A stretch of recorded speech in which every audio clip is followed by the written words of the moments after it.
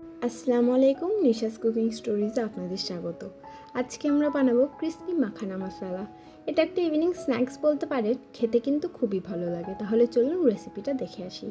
এখন একটা শুকনো কড়াই আমরা মাখানাগুলোকে কিছুক্ষণের জন্য ভেজে নেব, যাতে একটু মচমচে হয়।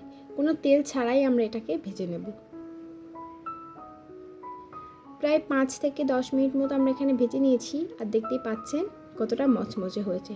কনস্ট্যান্ট কিন্তু নেড়ে যেতে হবে, না হলে মাখানাগুলো পুড়ে যাবে। এখন আমরা মাখানাগুলোকে কড়া থেকে তুলে নেব। এরপর আমরা কড়ায় 1 চামচ তেলটা গরম হয়ে গেলে 1/2 চামচ হলুদ গুঁড়ো, স্বাদ মতো লবণ, 1/2 চামচ চাট মশলা, 1/2 চামচ লঙ্কা গুঁড়ো, 1/2 চামচ মরিচের গুঁড়ো দিয়ে দেব। এরপর এর উপর আমরা ভাজা মাখানাগুলোকে দিয়ে ভালোভাবে মশলার সঙ্গে একটু নাড়িয়ে চাড়িয়ে মাখিয়ে নেব। বেশ কিছুক্ষণ একটু নেড়ে চেড়ে নিতে হবে, এতে মশলাগুলো ভালোভাবে মাখানার গায়ে লেগে যাবে, তাহলে খেতে আরও ভালো লাগবে। এখন আমরা মাখানাগুলোকে কড়া থেকে নামিয়ে নেব। দেখতেই পাচ্ছেন আমাদের ক্রিস্পি মাখানা মশালা কিন্তু তৈরি।